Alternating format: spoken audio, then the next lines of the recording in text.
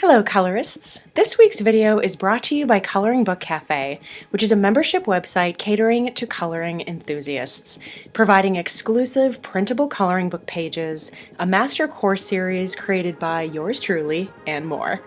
Now their membership page is once again open, so head over to coloringbookcafe.com to check them out. So since Coloring Book Cafe is sponsoring this week's video, I thought it would be fun to take two of their coloring pages, combine them together, and do something fun and unexpected with the background. So stick around.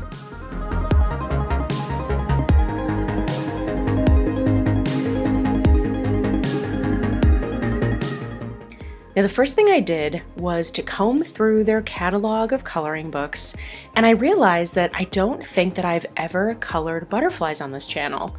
And actually, how to color butterflies is something that I get asked in the comments sometimes, so I thought that this would be a great opportunity. Plus, we're not going to just color them and call it a day. We are going to color them, but then we are going to create a background in a very unique way.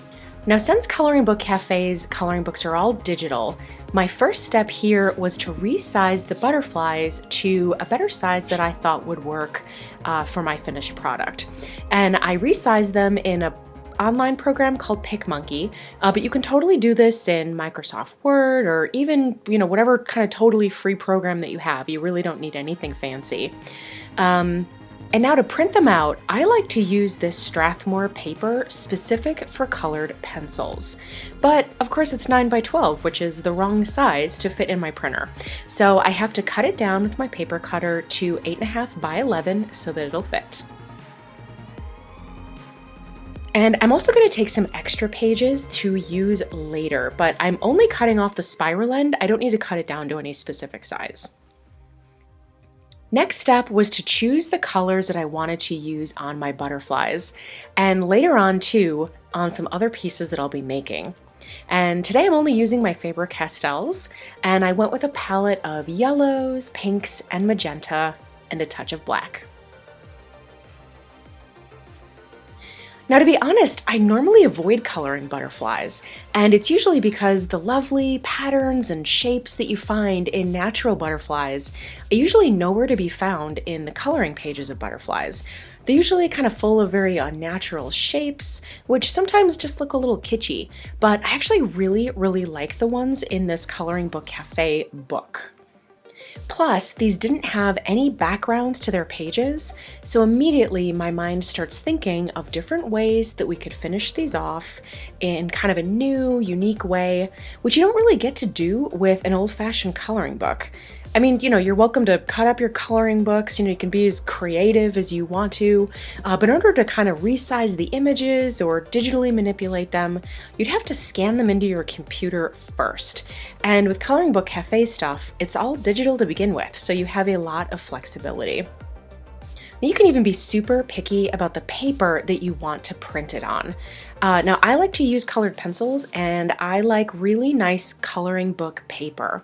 So if you're just printing out on, regular old printer paper, no amount of, good coloring techniques or anything is really going to compensate. You really want to have, as good a paper as you can, just so that your, hard work, really comes across on the page.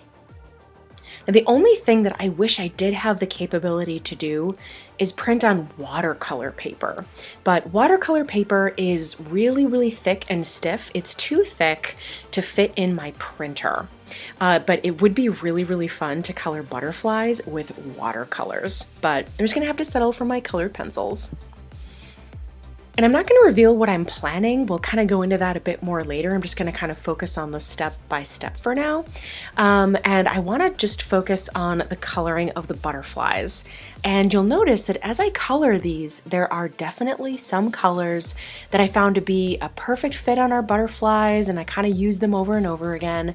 And then I had some other colors that I just kind of abandoned and never really used again, which always kind of happens to me. There's always colors that I pick out and find that they either don't really work, or I kind of end up liking a handful of others and I just end up not using some at all.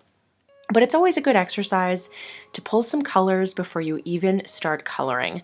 It just makes me more focused on actually coloring instead of switching gears every few minutes to kind of choose my next color. But that might totally work for you, and that's okay. Keep doing whatever works best for you. I just like to share my process and hopefully give you guys some tips that have helped me over the years. Now, since I'm going to be cutting out my butterfly, these really skinny antennae are not going to really be doable.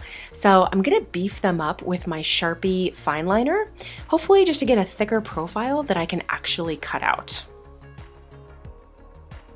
And now for the part that I'm actually most excited about, and that's using my Signo gel pen to add in some kind of butterfly-esque shapes here and there. And again, I'm really preferring this gel pen over the white Posca pen that I've used in the past.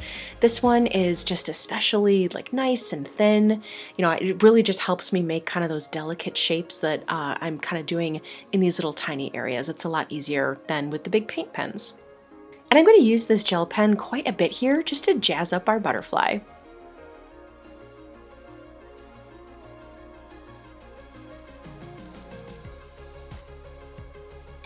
All right, onto the other butterfly.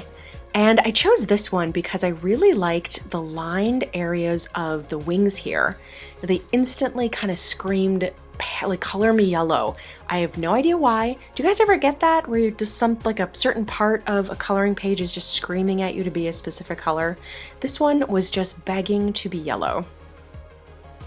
And these are obviously two completely different butterflies, but I'm using the same color palette as before. I'm just kind of using them in different ways to distinguish between the two of them. And on this one, I'm going to be a bit more liberal with my gel pen. I see way too many opportunities that excite me to show just any restraint here. Especially again in these yellow lined areas. I just really like these areas for some reason. I took each kind of vertical section and I added a specific number of dots to each section and then mirrored that on the opposite side. And I just really like how it turned out. Now here's the butterflies both finished. I really like how they came out. They look similar in color palette, yet still kind of distinct and very different. Now I'm going to do my best cutting them out, and I just know there's going to be some areas that I am going to struggle with. Now I did get a pair of really small scissors that I bought for another video a long time ago, but they don't really work very well, so I'm going to try to avoid using those. And yeah, there's just too many small little areas to use my big scissors on. So I'm going to try to use an X-Acto knife, which I don't have, so I'm just going to use this box cutter, and a self-healing mat, just to see if I can get in all these little tiny areas. And I really should get an X-Acto knife. I know I used to have one, I don't know what I did with it. Some of these areas weren't coming out very cleanly, totally user error, so I'm just going to slightly modify some of these areas, some of these more tricky areas, just to maybe not have such tight curls. And once they're cut out, you can sort of still see some white area, just kind of in those rough patches. So I'm just going to hit those with my black marker, just to make those areas a little bit less obvious. And here's the end result. Slightly modified wingtips and antennas, but overall not too bad. But we're just going to put these aside for now and work on the background bits that I have planned. And I'll start with another piece of colored pencil paper. And I'm just going to use this to just sort of pencil sketch out some abstract sort of leaf shapes. Kind of whimsical looking. And I'm not too worried about making them all perfect. This is just a sketch layer. So I'm just going to add as many lines as I need to until I get the shape that I'm looking for. Just make sure that it's a shape that you can cut out, so nothing too thin or areas that aren't connected. And once you have something that you like, you can line it with either your pencil again, with kind of a darker line, or with your fine liner, because basically you're just sort of choosing a final line for your shape that you're going to be cutting out. And I'm going to do that a few more times, making a couple of kind of different shapes, each with a slightly different curve to them. Then you'll cut them all out, And we're actually going to flip them over and use the other side.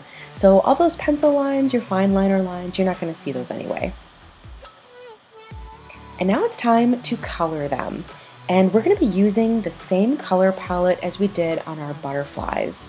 And each little leaf shape, I'm just going to start out each one with a little teardrop shape kind of within each of our leaves, just to kind of add some additional color variation, add another kind of interesting shape to them. And I'm coloring these on top of just a piece of scrap paper, nothing special, just printer paper, just to keep the pencil marks off my desk. Now when it was done, I was finding that I still had a lot of white spaces in my colored pencil areas. So I grabbed my dry cotton swab and I just blended it all out, and it just really came together, such nice soft color. This is really what I was going for. I'm going to do the same thing on all the pieces that I made, but I'm going to vary the color scheme on each one just to make them look a little bit different from each other. And because I can't leave well enough alone, glitter. Just a touch though, not too much. I'm just going to localize some glue at the apex of these teardrop shapes and then sprinkle on some gold glitter. Now when you knock off all of the remaining, it should look something like this. Alright, next step, we're going to put these aside and we're going to grab yet another piece of that colored pencil paper. And I'll use my pencil to just trace out kind of an abstract shape, and we're just sort of making like a nice little background and, just kind of make sure that it will fit, once we put it on another piece of paper. So don't make it too small, don't make it too big, maybe about an inch or two in from each of these edges. And then I'll cut that out as well. Now this piece is actually going to get a treatment of soft pastels. Now I mostly want it yellow, so I'm putting down about 90% yellow throughout the center and towards all of the edges. Then I'm going to kiss the edges with some orange, some pink, and then a little bit of magenta. And then I'll rub it all out with a paper towel. Oh, and don't forget to have extra scrap paper underneath. Again, don't use the good stuff, just some, regular printer paper, because soft pastels are super, super messy. Now to keep all that pastel powder in place and not have it rub off everywhere, we're going to hit it with a few sprays of this matte fixative. And then we'll let it dry.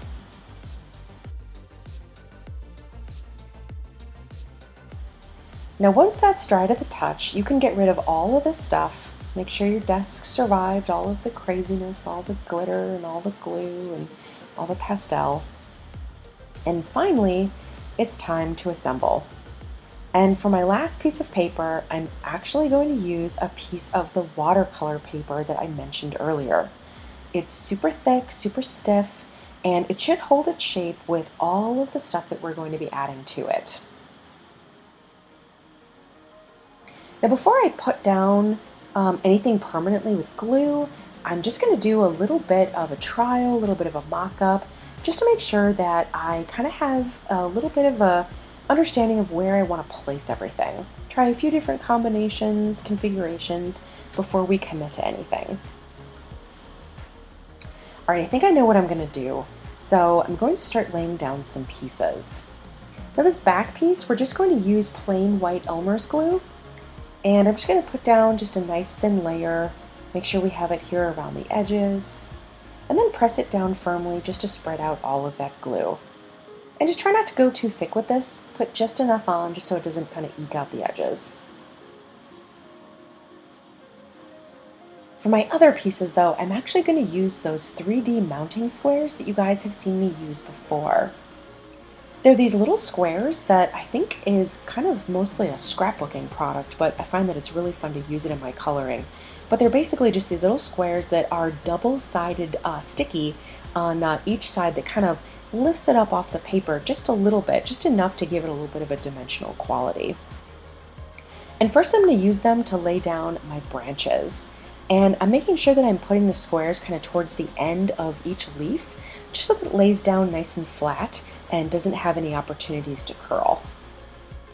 And now with the butterflies, I'm actually going to double up on my squares. I'm going to put two right on top of each other so that they come off the paper double the amount that the branches do, which will give us a little bit more of kind of a multi-planed effect. And originally I wanted to have the butterflies kind of dancing like in between, like behind and around the branches, but they're too pretty and they should be front and center. All right, we are not done yet. I actually want to add just a few more embellishments that I really couldn't predetermine up until this point. So now that I kind of know what this looks like, I can kind of decide what's missing, what might need to be added, and what shapes, etc. So I'm going to start by just kind of cutting out a few small surfboard shapes out of a scrap piece of that colored pencil paper that I was using before. And I'm actually not even going to color these. I kind of like just leaving them white. It kind of adds like a nice lightness to the page. And I'm just going to place these down in sort of a fan shape here, and I am going to put the mounting squares on them.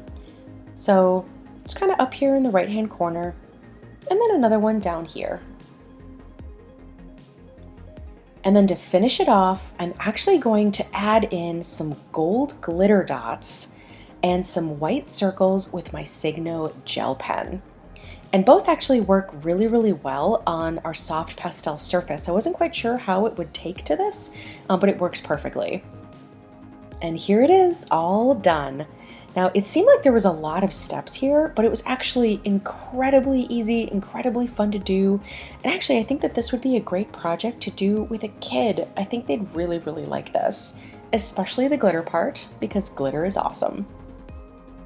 Now, thanks again to Coloring Book Cafe for sponsoring this week's video. Don't forget to go to coloringbookcafe.com to check them out. Their membership enrollment is now open. And if you like this video, hit the thumbs up button, subscribe if you're new, and check out my back catalog of videos if you want to see more coloring tutorials.